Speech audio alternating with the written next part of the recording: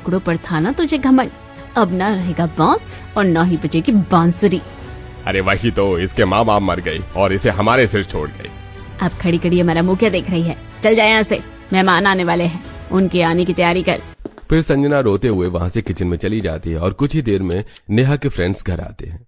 हाँ वो सब तो ठीक है, लेकिन हम लोग पहली बार तेरे घर आए हैं, कुछ खिलाएगी नहीं क्या? अरे नहीं नहीं ऐसी बात नहीं है, रुक मैं अभी मंगवाती हूँ। अरे ओ नौकरानी किचन में ही मर गई क्या, कुछ बनाया है या नहीं? नेहा की आवाज सुनकर किचन में खड़ी संजना, नहीं नहीं बनाया है, मैं अभी लेकर आती हूँ। इतना कहकर संजना तुरंत नाश्ते की प्लेट लेकर हॉल में आती है और नेहा के सभी दोस्तों को देती है। अरे नेहा तेरे घर पर नौकरानी भी है, तूने हमें बताया नहीं। क्या नौकरानी? हाँ अब तुम लोग नौकरानी ही समझ लो, क्योंकि हमारे घर में इसका दर्जा एक नौकरानी की तरह है। क्या मतलब है तेरा? अगर नौकरानी नहीं है तो इस तरह से क्यों रहती है ये? अरे जब इसका दर्जा नौकरानी से भी कम है तो इसी तरह रहेगी ना। पता नहीं किसका खून है, मेरे मम्मी पापा के सिर पर गई है। हमारी बातें क्या सुन रही है, जा यहाँ से। फिर संजना अपने कमरे की तरफ जाने लगती है। सब लोग मुझे ऐसा क्यों कहते हैं, आखिरकार मेरी क्या गलती है? ये सोचते हुए संजना जा रही थी कि तभी वो कमरे के बाहर सरला देवी से टकरा जाती है और उसका दुपट्टा नीचे गिर जाता है। तेरा दुपट्टा कहाँ है? तुझे कितनी बार कहा है बिना दुपट्टे के घर में मत घुमाकर बेशरम कहेगी। नहीं नहीं ऐसा नहीं है, मैंने दुपट्टा लिया था, वो गलती से नीचे गिर गया। आइंदा ये दुपट्टा अगर तेरे शरीर से हटा तो मैं इसे तेरे गले पर लगाकर तेरा गला दबा दूंगी, याद रखना मेरी बात को। अब निकल यहाँ से। जी जी आइंदा मैं ध्यान रखूंगी। इतना कहकर संजना अपने कमरे में जाकर बिस्तर पर बैठ जाती है। आखिरकार मुझे ये सब क्यों सहना पड़ता है, सारी रोक टोक सिर्फ मेरे लिए क्यों है? इन्हीं रोक टोक के साथ संजना कुछ दिन बिताती है और फिर एक दिन, सब्जी ले लो, सब्जी ताजी ताजी सब्जी ले लो, अच्छी सब्जी ले लो, सब्जी ले लो। सब्जी वाले की आवाज संजना सुनती है। लगता है बाहर सब्जी वाला आया है, जाकर तुरंत सब्जी ले लेती हूँ वरना मामी मुझ पर ही गुस्सा करेंगी। यह सोचकर संजना बाहर तुरंत सब्जी लेने जाने लगती है। देखो देखो माँ, ये बाहर लड़कों से बातें करने जा रही है, दोपहर का समय है ना, इस वक्त बाहर लड़के बैठे रहते हैं। नहीं नहीं मैं तो बस सब्जी लेने। कोई जरूरत नहीं है, रोहित को बोल दे वो चला जाएगा। इतना कहकर शकुंतला संजना को वहाँ से भेज देती है और तभी, माँ मुझे नाइट पार्टी में जाना है, आज रात को आने में थोड़ी देर हो जाएगी। हाँ हाँ ठीक है, जा मजे कर। वहीं दूसरी तरफ, रोहित बाहर से सब्जी ला दे, मामी ने कहा है। दिखाई नहीं दे रहा क्या? मैं गेम खेल रहा हूँ, मैं नहीं जाने वाला। लेकिन मामी ने कहा है। अच्छा ठीक है मैं उन्हें बता देती हूँ। अच्छा ठीक है चला जाऊंगा, अब जा यहाँ से। फिर संजना अपने घर में कामों में लग जाती है। फिर रात को, अरे ये क्या, रोहित ने तो सब्जी ही नहीं ली, अब मैं खाने में क्या बनाऊं? तभी वहाँ शकुंतला, नेहा और रोहित आते हैं। ये क्या कहा तूने, अब तक खाना नहीं बनाया और सब्जी कहाँ है? मैंने रोहित को कहा था लेकिन। नहीं माँ, इसने मुझे कुछ भी नहीं कहा था, ये झूठ बोल रही है। अच्छा तो तू अब मेरे बेटे पर झूठा इल्जाम लगा रही है, रुक अभी तुझे बताती हूँ। फिर शकुंतला तुरंत संजना के कान खींचती है। छोड़ो ना माँ, आज हम बाहर से खाना मंगवा लेंगे। फिर नेहा तुरंत बाहर से खाना मंगवाती है और पूरा परिवार बाहर का खाना खाता है। बाहर का खाना नहीं खाना चाहिए, और वैसे भी एक दिन भूखी रह लेगी तो मरेगी नहीं। हाँ वरना किचन में कुत्ते को डालने के लिए बासी रोटी रखी है, उसे जाकर प्याज के साथ खा लो। इस तरह खाना न मिलने की वजह से संजना को भूखा ही सोना पड़ता है। और फिर अगले दिन, कितना अच्छा शो है, मजा ही आ गया। तभी शकुंतला वहाँ आती है और संजना के हाथ से टीवी का रिमोट छीन लेती है। तेरे अंदर बिल्कुल शर्म ही नहीं है ना, इस तरह हॉल में दांत फाड़ फाड़ कर हंसा रही है बेशरम लड़की। मामी वो तो मैं बस टीवी। घर के मर्द आ गए हैं, कोई खुद के बाप भाई के सामने ऐसे बैठता है? ढंग से बैठना भी नहीं आता है क्या? आज के बाद घर के मर्दों के सामने मत आना, समझी तू? ये सुनकर संजना वहाँ से चली जाती है। फिर रात को, अच्छा हुआ मैंने नेहा का नाइट सूट पहन लिया, वरना फटे कपड़ों में कैसे सोती। तभी वहाँ शकुंतला आती है। तेरी हिम्मत कैसे हुई नाइट सूट पहनने की? तू इस तरह के कपड़े नहीं पहन सकती। मामी वो नेहा के ही तो हैं कपड़े। तू बिन माँ बाप की बेटी जो मेरे सिर पर बुरे साए की तरह सवार है, वो मेरी बेटी से खुद को कंपेयर करेगी? शक्ल देखी है तूने अपनी? खोल इसे। फिर संजना डरते हुए तुरंत नाइट सूट खोलकर अपना सूट पहन लेती है। और फिर इसी तरह एक दिन, जल्दी जल्दी सारे कपड़े उतार देती हूँ, फिर घर का सारा काम भी करना है। तभी नीचे एक छोटे बच्चे का बाइक से एक्सीडेंट हो जाता है। माँ! छत से एक्सीडेंट होता देखकर संजना तुरंत दौड़ते हुए नीचे राजू के पास जाती है। हे भगवान, इसके सर से तो बहुत खून बह रहा है, हॉस्पिटल ले जाना पड़ेगा। नहीं नहीं, रहने दे संजना। हाँ, हॉस्पिटल बहुत दूर है, तेरे घर वाले तुझे छोड़ेंगे नहीं, तुझे तो घर से बाहर निकलना ही मना है, लेकिन इस वक्त इस बच्चे की जान बचाना मेरे लिए ज्यादा जरूरी है। इतना कहकर संजना तुरंत उस बच्चे को अपनी गोद में लेकर रिक्शा करती है और हॉस्पिटल पहुंचती है। डॉक्टर इसका एक्सीडेंट हो गया है, आप प्लीज जल्दी से ट्रीटमेंट शुरू कीजिए। देखिए आप परेशान मत होइए, हम अभी ऑपरेशन शुरू करते हैं। इतना कहकर डॉक्टर तुरंत राजू को लेकर ऑपरेशन थिएटर में जाते हैं और ऑपरेशन शुरू होता है। प्लीज भगवान, आप उस बच्चे की जान बचा लीजिएगा। तभी कुछ देर में डॉक्टर बाहर आते हैं। आप घबराइए मत, अभी वो ठीक है। वैसे आप कौन है उस बच्चे की? नहीं, मैं उसकी बहन नहीं हूँ, बस उसे इस तरह देखकर हॉस्पिटल में आ गई। तभी वहाँ नर्स और साथ में एक और डॉक्टर आते हैं। देखिए बहुत बड़ी गड़बड़ हो गई है, ओ पॉजिटिव ब्लड नहीं मिल रहा है। क्या? हे भगवान, अगर मल्होत्रा जी के बेटे को कुछ भी हो गया, वो इस हॉस्पिटल को छोड़ेंगे नहीं। मैंने हर जगह हर ब्रांच में पूछ लिया है, लेकिन ओ पॉजिटिव ब्लड ग्रुप कहीं है ही नहीं। मेरा ब्लड ग्रुप ओ पॉजिटिव है, आप मेरा खून ले लीजिए। लेकिन इस तरह अचानक हम किसी का ब्लड नहीं ले सकते। सर, अभी बहुत ज्यादा इमरजेंसी है, 1 घंटे के अंदर हमें नहीं मिलने वाला ओ पॉजिटिव ब्लड। नर्स की बात सुनकर डॉक्टर संजना का ब्लड लेने के लिए मान जाते हैं और संजना मल्होत्रा साहब के बेटे सिद्धांत को अपना ब्लड देती है, जिसमें शाम हो जाती है। थैंक यू सो मच, आज आपने हमारी बहुत बड़ी मदद कर दी। खून देने के बाद अब आप थोड़ी देर यहाँ रहिए ताकि हम आपको पानी चढ़ाकर टैबलेट दे सकें। नहीं, इसकी कोई जरूरत नहीं है, मुझे घर जाने में देर हो रही है, मैं जा रही हूँ। इतना कहकर संजना तुरंत अपने घर के लिए निकल जाती है। वहीं घर में, अरे न जाने वो करमचली अब शगुनी कहाँ चली गई। एक बार घर आ जाए मैं उसकी टांगे तोड़ दूंगा। न जाने किसका खून है, इतनी बड़ी कलंकनी है कि पैदा होते ही अपने माँ बाप को खा गई और फिर इसने जिसे गोद लिया बड़े होते होते उसे भी निकल गई। इसकी वजह से तो हमारे खानदान का नाम डूब जाएगा। न जाने किसके साथ मुंह काला करवाने गई है। तभी कपड़ों पर खून लगे संजना घर आती है। कहाँ गई थी, किसके साथ मुंह काला करवा कर आई है? नहीं, मैं किसी के साथ नहीं गई थी, वो तो यहाँ एक छोटे बच्चे का एक्सीडेंट हो गया था, तो मैं बस उसे हॉस्पिटल। हाँ, हमारे सिर पर तो बेवकूफ लिखा है, जो तू हमें झूठ बोलेगी और हम मान जाएंगे। नहीं, मैं झूठ नहीं बोल रही, आप लोग मेरी बातों का विश्वास कीजिए। तभी सरला देवी आगे बढ़ती है और संजना को एक चांटा खींच कर लगाती है, जिससे संजना रोते हुए अपने कमरे में चली जाती है। क्यों मेरे साथ ये सब कुछ होता है? आखिरकार इतनी बंदिशें मेरे ऊपर ही क्यों है? न जाने अगले जन्म में मैंने कौन सा पाप कर दिया था। ये सोचते सोचते संजना रोते रोते सो जाती है और इन्हीं बंदिशों के साथ कुछ दिन बीतते हैं। फिर एक दिन, घर के बगल में मंदिर है, कम से कम वहाँ तो जा सकती हूँ। मंदिर की सीढ़ियों पर चढ़ते हुए संजना सिद्धांत नाम के एक लड़के से टकरा जाती है। एक्सक्यूज मी, आपकी पूजा की थाल गिर गई, ये लीजिए। सिद्धांत की आवाज सुनकर संजना तुरंत घबरा जाती है और पूजा की थाल लेकर बिना पूजा किए वहां से चली जाती है। अरे ये लड़की इतना अजीब व्यवहार क्यों कर रही थी? इस तरह हैरान मत होइए, ये लड़की ऐसी नहीं है, बल्कि अपने परिवार वालों की वजह से परेशान है। क्या मतलब है आपका? अरे दरअसल जब ये लड़की पैदा हुई थी तभी इसके माँ बाप मर गए थे और फिर इसे जिसने गोद लिया वो इसके अच्छे फ्यूचर के लिए इसके मामी मामा के घर पढ़ाई के लिए गांव से शहर भेजा। तो इसकी ऐसी हालत क्यों है?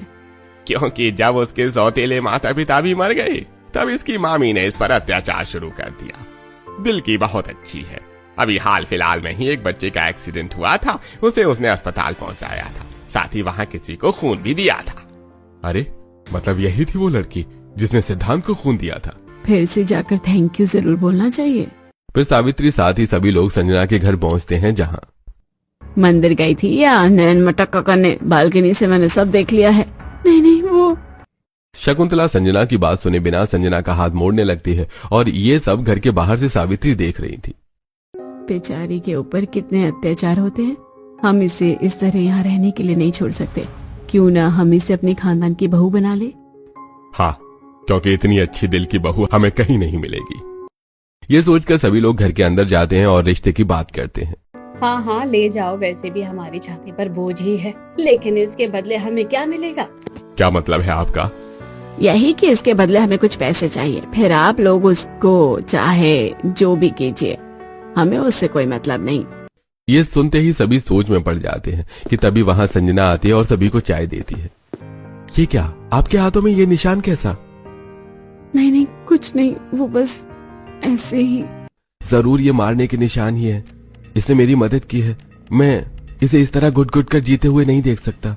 ये सोचकर सिद्धांत अपने परिवार वालों को पैसे देने के लिए मानता है और पैसे देकर सिद्धांत साथ ही संजना की शादी तय हो जाती है, जिसके बारे में संजना को भनक तक नहीं लगती। मेरे मायके में ही मेरे ऊपर इतनी रोक टोक, इतनी बंदिश है ना, न जाने ससुराल में मेरा क्या होगा, न जाने बाहर के लोग कैसे होंगे। इस सोच के साथ संजना और सिद्धांत की शादी हो जाती है, जिसका पूरा खर्चा संजना के ससुराल वाले उठाते हैं। फिर गृह प्रवेश के वक्त, बहू तुम अपने दाहिने पैर से शुभ कलश को गिराकर घर में गृह प्रवेश करो। फिर संजना दाहिने पैर से कलश गिराकर घर में गृह प्रवेश करती है। वैसे आपकी बहू देखने में तो बड़ी गरीब लग रही है। आप लोग इतने अमीर होने के बावजूद भी इस गरीब घर की लड़की को क्यों ले आए हो? लगता है बेटे में ही खोट होगा, तभी तो बिना दहेज के शादी करवा दिए अपने बेटे की। हाँ, करवा दी शादी, क्योंकि मैं अपने बेटे को दहेज लेकर देना चाहती हूँ, आप लोगों की तरह। सावित्री की बात सुनकर सभी औरतों का मुंह बंद हो जाता है। माँ जी, बात तो सही है। आखिरकार इस गरीब घर की लड़की को हमारे खानदान की बहू बनने की क्या ही जरूरत थी? इस बारे में हम तो बाद में बात करेंगे। बहुत थक गई होगी, उसे उसके कमरे में छोड़ दो। फिर निशिता संजना को उसके कमरे तक पहुंचाती है और बेड पर लेटते ही संजना गहरी नींद में सो जाती है। फिर अगली सुबह, आज तो मेरी पहली रसोई है, भगवान सब संभाल लेना। ये सोचकर संजना किचन में पहुंचती है, तभी वो देखती है कि सभी लोग पहले से ही किचन में काम कर रहे हैं। अरे आ गई भाभी आप? हाँ, तो आज मेरी पहली रसोई है कि सभी को थोड़ा इम्प्रेस करना है ना।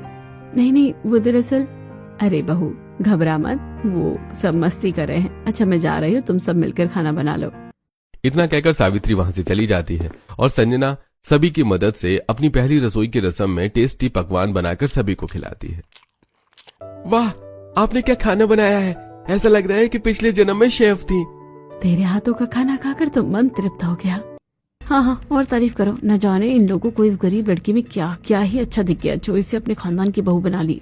तेरी पहली रसोई का गिफ्ट, सच में तूने बहुत अच्छा खाना बनाया है। फिर एक एक करके सभी संजना को अलग अलग तोहफे देते हैं और इस तरह उसकी पहली रस्म खत्म होती है। और फिर शाम को, अरे बहू तू इतनी सहमी हुई क्यों है? ये तेरा घर है, आराम से यहाँ खुल कर रहे। लगता है बहू इस घर में नई आई है, इस वजह से थोड़ी डरी हुई है। बहू एक काम कर, तू सिद्धांत के साथ बाहर कहीं घूमने चली जा। अरे लेकिन अब मना करने का झूठा नाटक मत करो, जाओ देवर जी के साथ थोड़ा घूम कर आओ। फिर सभी की बात सुनकर संजना सिद्धांत के साथ बाहर घूमने जाती है और कुछ देर बाद, रात के 2 बज रहे हैं और अभी तक हम लोग घर के बाहर हैं। चलिए घर चलते हैं। अरे तुम इतना घबरा क्यों रही हो? मैं हूं ना तुम्हारे साथ। अच्छा चलो, हम तुम्हारी फेवरेट आइसक्रीम खाते हैं। फिर संजना और सिद्धांत पूरी रात घूमते हैं, मस्ती करते हैं और देर रात तक बाहर रहते हैं, जिसकी वजह से अगले दिन संजना को उठने में देर हो जाती है। हे भगवान जी, क्या सुबह के 10 बज गए हैं? अब क्या होगा? मुझे तो बहुत डांट पड़ेगी। ये सोचकर संजना घबराकर लड़खड़ाते हुए किचन में पहुंचती है। अरे संभल कर बहू, तू इतनी घबराई हुई क्यों है? मुझे माफ कर दीजिए मम्मी जी, मुझसे बहुत बड़ी गलती हो गई है, मेरी नींद नहीं खुली। अरे तो क्या हो गया बहू, ये तेरा ही अपना घर है, जब मन करे तो तब आराम से उठ, और इतना क्यों घबरा रही है? मैं तो तेरे कमरे में नाश्ता लेकर ही आ रही थी, बैठ और नाश्ता कर ले। ये सुनकर संजना रिलैक्स करती है और फिर नाश्ता करके घर के कामों में लग जाती है। फिर शाम को, भाभी चलिए हम शॉपिंग पे चलते हैं। हाँ, आप 1-2 दिन में इस तरह की पुरानी साड़ियाँ पहन रही हैं, हमें बिल्कुल अच्छा नहीं लग रहा, आप चलिए हमारे साथ। संजना की दोनों नंद संजना को लेकर मॉल पहुंचती हैं। अरे आप पैसों की चिंता मत कीजिए, मेरी भाभी को जो पसंद आएगा हम वो ले लेंगे, आप बस साड़ियाँ दिखाइए। अरे लेकिन ननद जी, इसकी क्या जरूरत है? ऐसे कैसे जरूरत नहीं है? आप मल्होत्रा खानदान की बहू है, इन कपड़ों में अच्छी तोड़ना लोगों की। फिर दोनों नंदे संजना को नए महंगे और अच्छे कपड़े दिलाती हैं।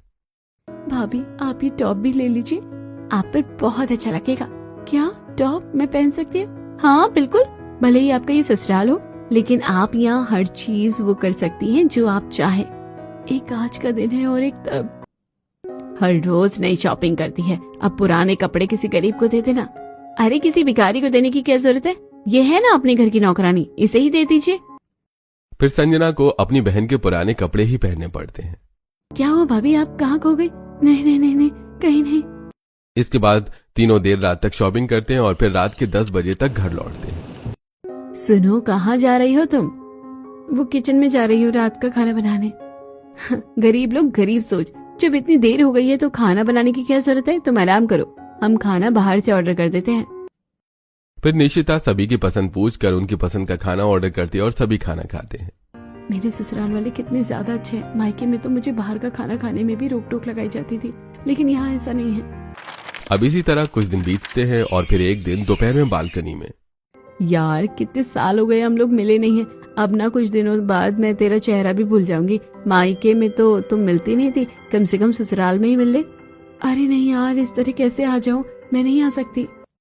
तभी वहां सिद्धांत आता है। क्या हुआ, कहाँ नहीं जा सकती और क्यों नहीं? वो दरअसल देखो, तुम्हारी जो फ्रेंड है वो तुम्हें बुला रही है और तुम जाओ और उनसे आराम से मिलकर आओ। तुम्हें इस बात की पूरी परमिशन है और इसमें परमिशन की बात भी नहीं है। सिद्धांत की बात सुनकर संजना पहली बार अकेले घर से बाहर अपने दोस्तों से मिलने जाती है। लगता है आज तो सूरज पश्चिम से उगा है जो आप हमसे मिलने आ गई। अरे नहीं यार, ऐसी बात नहीं है। मेरे ससुराल वाले कितने अच्छे हैं, उन्होंने अकेले बाहर जाने की मुझे परमिशन दी थी। फिर ये सोचते सोचते संध्या अपने दोस्तों के साथ एंजॉय करती है और शाम होते होते वापस घर लौट आती है। फिर एक दिन, काफी दिन हो गए हम लोग कहीं बाहर घूमने नहीं गए। हाँ सही कह रहे हैं आप, घर काम में ही सभी उलझे रहते हैं। तो फिर प्लान बनाइए ना पापा, इस वीकेंड कहीं चलते हैं। हाँ सही है, इसी बहाने उनका छोटा सा हनीमून हो जाएगा। ये सुनकर संजना हल्का सा शर्मा जाती है। अरे नहीं नहीं, ऐसी बात नहीं है, अगर फैमिली साथ होगी तो ज्यादा मजा आएगा। तो तेरा कल सुबह सब साथ में बाहर घूमने जाएंगे। अगले दिन पूरा परिवार बाहर घूमने के लिए निकल जाता है। होटल पहुंचकर सभी अपने अपने कमरों में तैयार होने लगते हैं। संजना, तुम अभी भी वही पुरानी साड़ी पहनोगी? जी मुझे तो ठीक लग रही है। तो हाँ, मैं तो भूल ही गई थी तुम गरीब हो ना। तो फिर तुम्हें तो ये फटी साड़ी भी अच्छी लगेगी, लेकिन मेरी मानो तो जीन्स टॉप पहन लो, तुम पर ज्यादा अच्छा लगेगा। मैं खुद भी जीन्स टॉप पहन रही हूँ। निशिता अलमारी से एक सुंदर वॉच निकालकर संजना की तरफ बढ़ाती है। देखो, अब तुम इस घर की बहू हो, अच्छे लोगों के बीच हो, थोड़ा खुद को भी बदलो। क्या मैं सच में पहन सकती हूँ? बिल्कुल भाभी, आप पर बहुत अच्छी लगेगी। संजना मुस्कुराते हुए वॉच पहन लेती है। आप सब सच में कितने अच्छे हैं। इसके बाद सभी बाहर घूमने निकलते हैं, पहाड़ियों पर फोटो खिंचवाते हैं और खूब मस्ती करके कुछ दिनों में वापस लौट आते हैं। इसी तरह फिर एक दिन, ये इकोनॉमिक्स का न्यूमेरिकल समझ ही नहीं आ रहा है, कल एग्जाम है। अरे शांत हो जा, फिर से ट्राई कर। तभी संजना कॉफी लेकर अंदर आती है। ये लो कॉफी। क्या हुआ निकिता? भाभी, ये डिमांड सप्लाई वाला सवाल सॉल्व ही नहीं हो रहा है। संजना किताब देखती है और तुरंत पेन उठा लेती है। पहले ये फॉर्मूला लगाओ, फिर यहाँ से वैल्यू निकालो, देखो हो गया। फिर संजना निकिता को बताते बताते, अरे भाभी सही आ गया। आपको इतनी अच्छी इकोनॉमिक्स आती है? जब आपका 12th में इतना अच्छा रिजल्ट था तो आपने आगे पढ़ाई क्यों नहीं की? संजना चुप हो जाती है। भाभी, कल मेरा पेपर है, आप मुझे पढ़ा दीजिए ना। ठीक है, आज मैं तुम्हें पढ़ाऊंगी। फिर रात भर संजना निकिता को पढ़ाती है और अगले दिन निकिता जब एग्जाम देकर लौटती है, भाभी आपने जो पढ़ाया था वही सब आया। तभी शिवम ट्रॉफी लेकर आता है। ये देखिए, 12th टॉप करने की ट्रॉफी। बहू, तुमने 12th टॉप किया था, फिर पढ़ाई क्यों छोड़ी? तुम्हें तो स्कॉलरशिप भी मिल जाती। संजना की आंखें भर आती हैं। आप लोगों को मेरे मायके के बारे में पता ही है, वहाँ खाने पीने और कपड़ों से लेकर पढ़ाई के लिए भी बंदिशें थी, वरना मैं तो अपना सपना पूरा कर वकील बनना चाहती थी। अब हम है ना? हाँ मैं हूं ना, मैं तुम्हारा साथ दूंगा, तुम फिर से पढ़ाई शुरू करो। अरे नहीं नहीं, इस तरह शादी के बाद। अरे तो क्या हो गया बहू, वैसे भी निकिता और तेरा एडमिशन साथ में ही कॉलेज में करवा देंगे। भले तेरे मायके में तुझ पर रोक टोक लगाकर तेरे पंख काट दिए गए, लेकिन तू ससुराल में अपनी उड़ान भर सकती है। हम तुझे नहीं रोकेंगे, तू अपना सपना पूरा कर। भाभी, आप जरूर वकील बनोगी। संजना हल्की मुस्कान के साथ सिर हिला देती है। अगर आप सब साथ हैं तो मैं फिर से पढ़ना शुरू करूंगी। मैं इसे दिन भर गरीब कहकर ताना मारती थी, जबकि सच्चाई तो कुछ और ही थी, इसलिए अब मैं ऐसा नहीं करूंगी। इसके बाद निशिता भी संजना का साथ देने लगती है और संजना का एडमिशन कॉलेज में करवाया जाता है। पहले दिन जब संजना कॉलेज जा रही थी तब, अरे देखो तो, बेटी कॉलेज जा रही है और साथ में बहू भी। भला कोई बहू को इतनी छूट देता है क्या? आज कॉलेज, कल नौकरी, फिर हाथ से निकल जाएगी। यह सुनकर संजना घबरा जाती है और कदम पीछे कर लेती है। मम्मी जी, मेरी वजह से आपको कितने ताने सुनने पड़ रहे हैं, मैं शायद कॉलेज ना जाऊं। सावित्री आगे बढ़ती है और पड़ोसियों की तरफ देखती है। जब मेरी बेटी पढ़ सकती है तो मेरी बहू क्यों नहीं? लेकिन बहू बेटी में फर्क कैसा? दोनों की उम्र एक जैसी है, पढ़ाई पर दोनों का हक बराबर है। बहू तू टेंशन मत ले, लोग तो कहते रहेंगे। फिर संजना कॉलेज चली जाती है। अब इसी तरह कुछ दिन बीतते हैं और संजना का एग्जाम आ जाता है। देवरानी जी वकील बनने की तैयारी कर रही है, हमें उनका साथ देना चाहिए। ये कॉफी ले जाइए। सिद्धांत कॉफी लेकर कमरे में आता है। लो थोड़ा ब्रेक ले लो। किताबें पढ़ रही संजना कप पकड़ लेती है और सिद्धांत